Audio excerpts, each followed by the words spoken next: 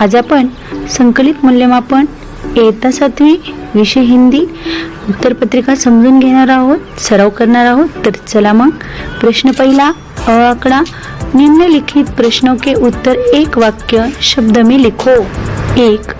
दादी माँ सुबह उठकर क्या करती? जवाब है सुबह उठकर दादी माँ आंगन बुहारती। 2. गांवों में काम करने के लिए मजदूर क्यों नहीं मिलते? जवाब है क्योंकि रोजगार की तलाश में लोग शहर जा रहे हैं। 3. बंदर जंगल से क्या लाता है?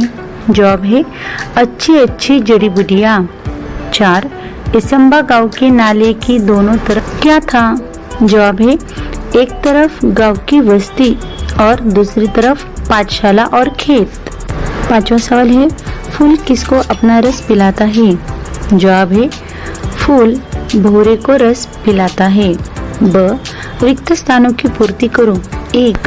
रात में उन पर चमकता चांद भी एक ही चांदनी है डालता। जवाब है चांदनी। 2. बिल्ली बोली मुझको आया 104 बुखार। जवाब है बुखार। 3. सभी उड़ान मानक पूरे हुए। जवाब है मानक। 4. दामिनी के बातों ने बातचीत का माहौल बदल दिया। जवाब है माहौल। 5. चंद खिलौनों को खो जाने से बचपन नहीं भरा करता है। जवाब है बचपन। प्रश्न 2. किसने किससे कहा? ए. आज एक अनुपस्थिति लग गई मेरी। जवाब उज्ज्वला ने जूही तुषार सबसे कहा। 2. वही नाला गुरुजी। जवाब है विद्यार्थियों ने गुरुजी से कहा। 3. मैं ही दिखूं सबसे सुंदर ऐसी बूटी लाओ। जवाब है लोमड़ी ने बंदर से कहा। 4. उनको प्रोत्साहित करना तुम्हारी नैतिक जिम्मेदारी है। जवाब है शहर ने देहात से कहा। 5. आखिर चाहते हो कैसी एकता? जवाब है मुनमुन ने टीनू से कहा। प्रश्न 3. अ निम्नलिखित शब्दों में समानार्थी शब्द लिखो। 1. पुष्प फूल। 2. मेह बादल। ब. शब्दों के वचन बदलकर वाक्य में प्रयोग करो। 1. दीवार, इमारत की दीवारें बहुत ऊंची है। 2. वस्तुएं, बाजार से मैं वस्तु लाने वाली हूँ। औरों का अर्थ बताकर वाक्यों में प्रयोग करो। 1. दुखड़ा रोना, दुख सुनाना। पिताजी घर में आते ही सूरज अपना दुखड़ा रोने लगा। 2. 4 चांद लगाना, शोभा बढ़ाना। ओलंपिक में जीतकर मेरी कौम ने 4 चांद लगा दिए। उपसर्ग और प्रत्यय लगाकर लिखो। 1.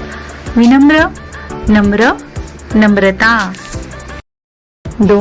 असत्य, सत्य, सत्यता। ए. शब्दों की अंताक्षरी लिखो। तितली, लीना, ना से नाम, म से मकान। फ. उद्देश्य और विधेय अलग करके लिखो। 1. निखिल कश्मीर घूमने गया था। उद्देश्य निखिल, विधेय कश्मीर घूमने गया था। 2. मुंबई देश की आर्थिक राजधानी है। उद्देश्य मुंबई, विधेय देश की आर्थिक राजधानी है। स. संज्ञा पहचानो और लिखो। 1. एसम्बा गांव के पाठशाला की घंटी बजी। जवाब है एसम्बा गांव पाठशाला घंटी। 2. नीलू दाना चुनने चली गई। जवाब है नीलू दाना। प्रश्न 4.